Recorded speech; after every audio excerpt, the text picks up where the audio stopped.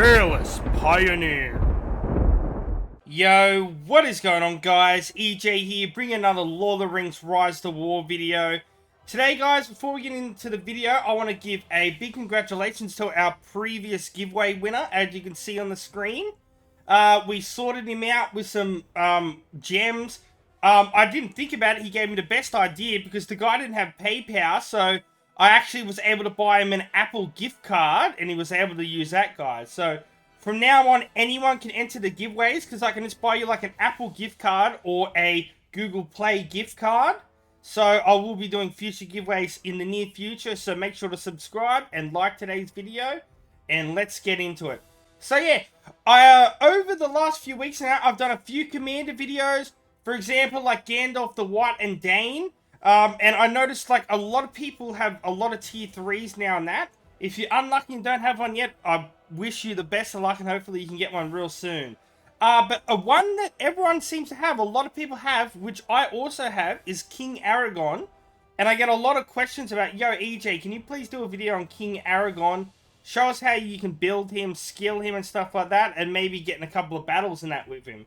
So yeah, we're going to jump into the video today. We're going to talk about King Aragon. I've got him level 50 and stuff like that. My gear on him at the moment kind of sucks. Let's just go have a look at him, shall we? So here we go. So here he is, the man of the hour, King Aragon. So I do have him Respect 5, which is amazing. But King Aragon, even at Respect 0, Respect 1 is also really good. We got him max level, so he's a leader, so he's going to get the 80 command points, which can be really good with having an army with higher HP when battling, of max HP, as well as attack strength.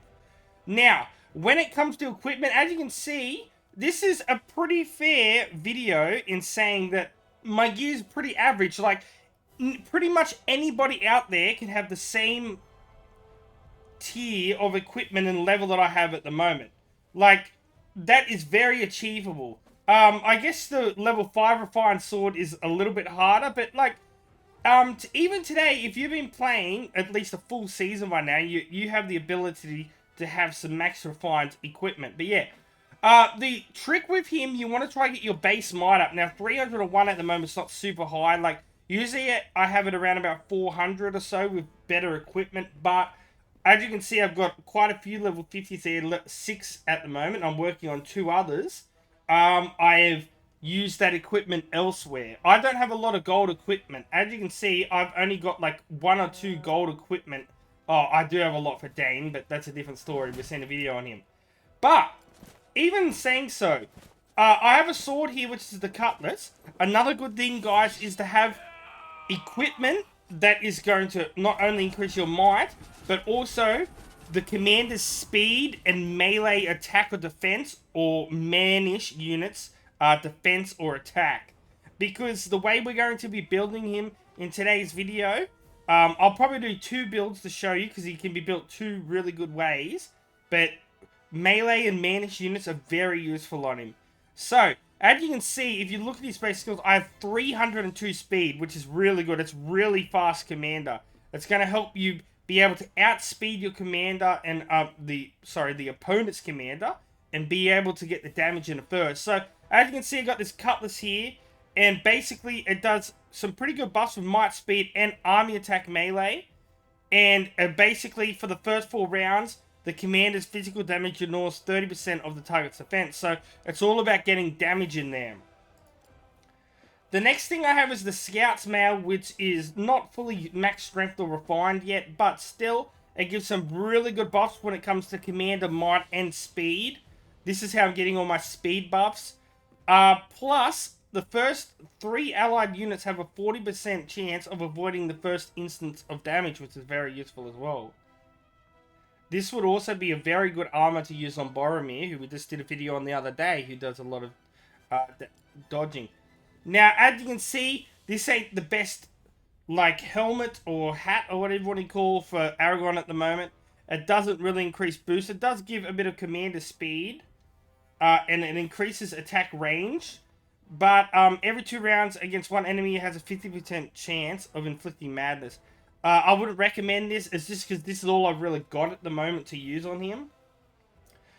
to be honest, I probably could use like a blue helmet here and like one with might and army speed and stuff like that.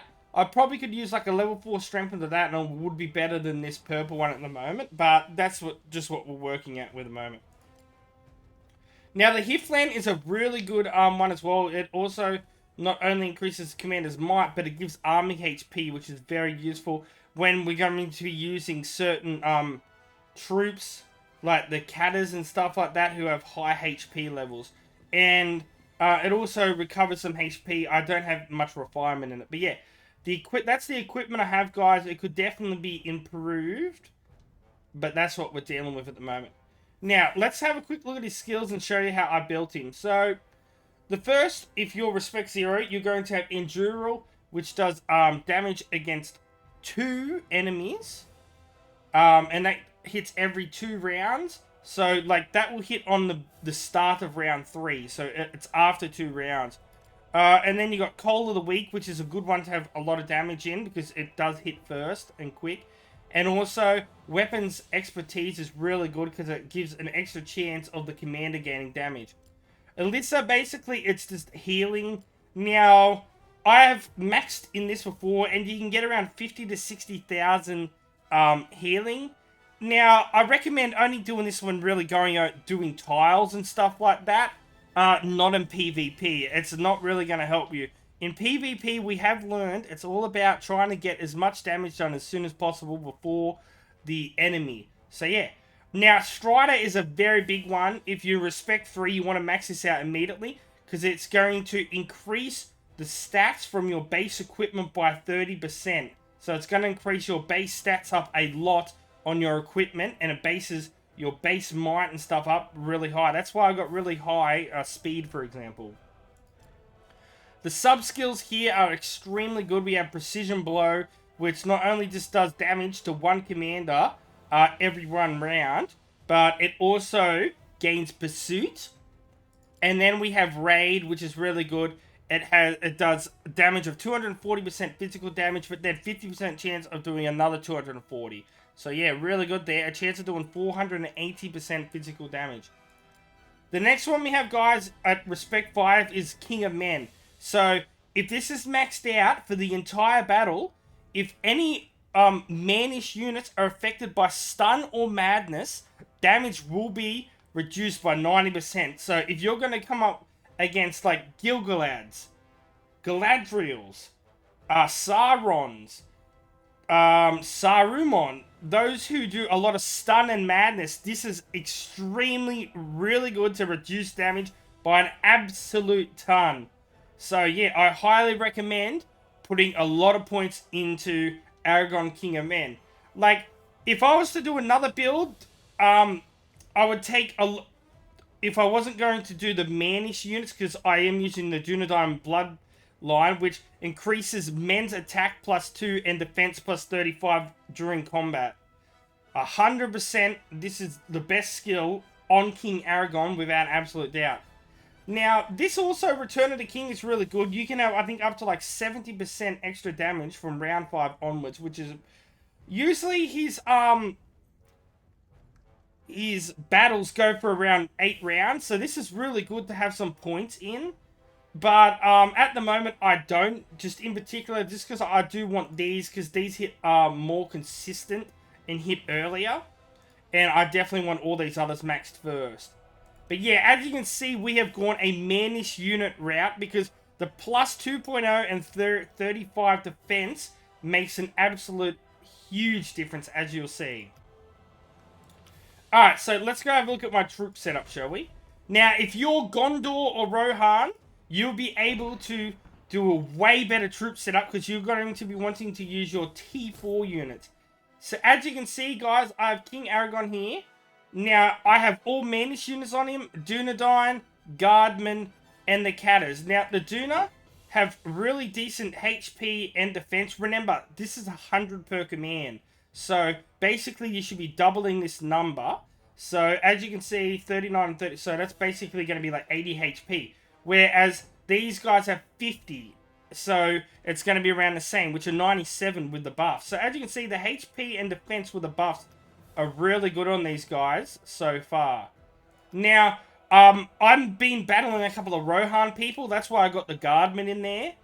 If I wasn't versing Rohan, I would probably have the Cavaliers in here because they have really good HP and damage as well. The Dunas do pretty good. It's just the Guardmen don't do a whole lot of damage, but we'll show you how everything goes. We're going to go get in a battle with him now and show you how this troop build works. But yeah, if you're Gondor or Rohan and have tier 4 troops, you definitely want to be putting them in there because they're both Manish units and are a lot stronger than these guys, so to say. But with the 100 of command, as you can see, we can have a lot more of these, so we can move that down and have like 14 and 2600. So yeah, we're going to march down, guys. We've had a guy who's been attacking us down here. We're going to go battle him, and we'll be back in a minute. Rightio, guys, so we're going to try this battle right here. Hopefully it's not a path or anything. I tried messaging this guy, asking if he wanted 1v1, but no reply and stuff, so... this is technically our held land at the moment, and Rohan's here, but I don't really want to go wiping them out and stuff. I'm just trying to look for a battle, you know what I mean? So, we're going to battle this guy, and hopefully it's like at least like a level 48 or 50 or something like that. And see what will come... yeah, just so we can get some battle data. So yeah, hopefully this guy... His base is right there, so... Even if it's like sort of weak, he's only going to lose a few troops and it's going to just get sent back to there. But yeah, a lot of these guys have been relocating back up here and stuff like that recently. Because I think all of Rohan's lands have been taken at the moment. Let's just hope it's a nice like Théoden level 50 or something and it's going to be a very even battle. Okay, it's a draw, so it's definitely going to be a good battle. Let's have a look. Okay. Very interesting though. Very strange. So, it's a level 47 EOWYN, but only with one troop. With Cavaliers. Very interesting. I don't know why they've done that. How's the skills? Okay, they've got all gold, so that's not bad. Definitely a bit of a mix-up with the equipment. Could be... I guess they're trying to increase the might there and stuff like that, so that's actually pretty good. So, with gold, definitely... Okay, definitely got the correct skill build up, without a doubt. And I can see, yeah, so the equipment's actually not that bad at all, really. It's increasing might and stuff like that, but as you can see, we did quite well. Of course, we get more dead because it's the way that the troops are having that. These guys are a lot more like cushions and stuff like that. They will absorb more of the damage.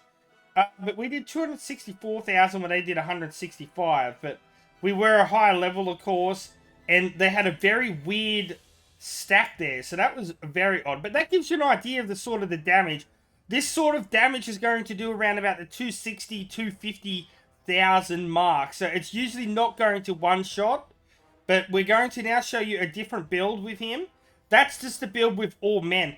Remember, if you want to do more damage as well, with the Manish units, if you change out these guys...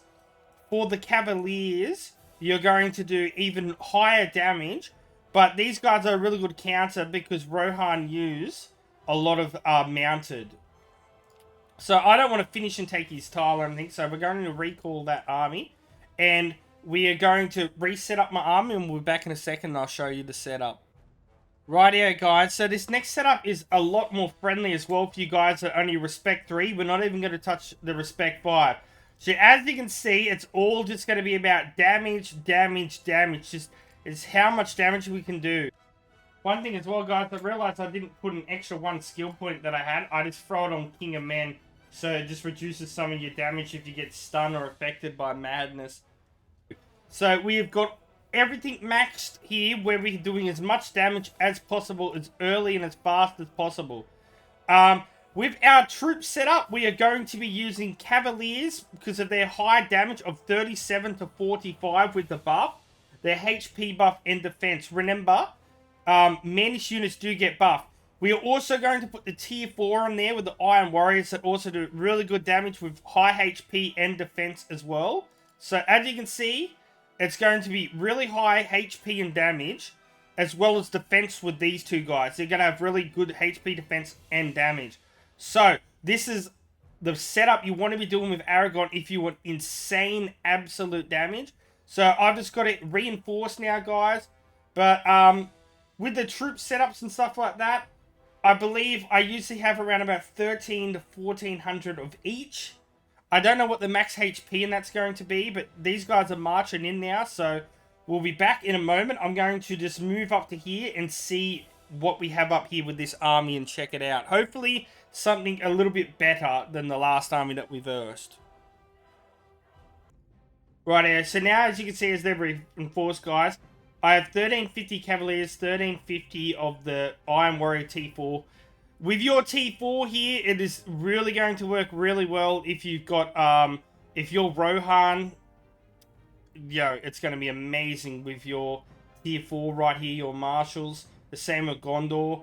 But yeah, this is an OP setup, like I said, for the damage. We're just marching across, so we'll be back in a second to verse this army. Hopefully it's something half decent. Right here, guys. Let's see how we go. We're just rocking up right now. So hopefully this is a better army this time. A lot stronger. Like, I'd like to verse a level 50 v50. Remember, this is a lot bigger damage setup. So this is your maximum damage setup that you want to be using with your tier 4s, and definitely using the Cavalier and the Catters, because the Catters not only have really good HP, but amazing all stats all round. So good. And also using those Mounteds with the Commander's speed bonus, you're going to get that damage done in early. So yeah, hopefully this is at least like a level 47 to 50 with a proper 3 troop setup, so we can see. Remember, my Aragon's armor is definitely not the best. Like, could be a lot better, that's for sure. So hopefully, I want to see another draw here, to be honest. Okay, so that looked way too easy, so it's probably just going to be a weak army there. Okay, well, it was a 43 Gimli with some troops here, 287,000, so I was definitely a lot stronger, but it gives you an idea of some of the damage that we can do. We did 312,000 damage in that hit, but he was definitely a lot weaker. I really would like to try to find a level 50v50 battle, so we're going to do that before we rock up the video. So yeah, I've messaged this guy and said I'm just going to hit it with one army. Of course, I'm not going to take a 260 in one hit, but this is going to be really good because we can come up against really good level 45 commanders that have sometimes they have tier 4 stacked, or they have really good 3 army combinations. So this is going to be really good because you verse usually with gold armor and stuff like that. So even though they're level 45, some of these can be as good as some level 50 commanders that you go up, because some of these 260 tiles are very tough without an absolute doubt. Like, I know there's like Theodens and stuff like that on here that can do a lot of damage and a lot of healing. So we've got a little bit of a march here, so we'll be back in a moment when this march is finished. Right here, guys, we're slowly enclosing, about 1 minute until we hit. So if you have made it this far into the video, guys, I really appreciate it. Absolute legends. Let me know in the comments section below right now, do you think Aragon will take out one full army of this 260 on this hit in a moment? So it depends. We could come up against Theodens and everything like that. So yeah, let me know in the comments below and say yes 260 or no 260 in the comments if you got to this far. I think he would definitely take one army out. I think he would take one up. He could even kill himself. Like, if he goes in and takes down one army and then starts attacking the other one, he could possibly get defeated. So we'll see what happens here. But necessarily a draw would be at best if we could at least take down one then draw. But yeah, let's go. T-minus 10 seconds for Aragon. Yeah, of course, if you're taking on a 260, you would usually send at least two armies or something like this. But we're going to see how King Aragon... Remember, we got his build, which is for super damage. So let's see how we go. Alright, so we got a draw on the first one. Let's have a look what we versed. Okay, so this is... we versed an EOWYN with 3,750 marshals. So if you look at the damage, we're at around 320,000. So that gives us an idea now of the max damage that this is going to do. So around... we got about 312 against that level 47 EOWYN before, which had a full stack, but this is against tier 4s that are a lot stronger, guys, with 337. We almost one-shotted it. As you can see, we only received 118,000 damage, so that was really good as well. So I'm very happy with these results. Now, the last thing we're going to look is to show you some of the things in the stats here, just to give you an idea. So when you get into round 1, and you start getting into the damages and stuff like that, you'll see that EOWYN is attacking first because of her speed, because she has really good speed, especially with marshals mounted. Where, with Aragon, if I was versing a different commander, he would outspeed and would be attacking first. But as you can see, we do a lot of damage and stuff like here. We're doing like 4,500, 6,000, 3,000. And then as you can see here, their marshals do a lot of damage as well. This is why if you want to be using this setup with Rohan, because you're going to be doing a lot of damage. But as you can see, King Aragon's Endural that we use does 11,000 damage there, and so on. But as you can see, if we scroll all the way down, we're only getting into like round 4 and stuff like that, and there's still a lot of damage being done. This is where you can start doing a lot more damage in round 5 and stuff like that if you're using the other setup that we showed before. But this is a very good setup for doing a lot of damage, guys, compared to the other one. The other one is that we talked about earlier with the madness reduction. That is really good when versing like Galadriels and stuff like that. But you're not going to do as much damage. You're going to draw. Where with this setup, you're going to be doing a lot more damage, guys. So yeah. We're going to wrap the video up there today, guys. I hope you enjoyed it. So until next time, peace out, EJ's out.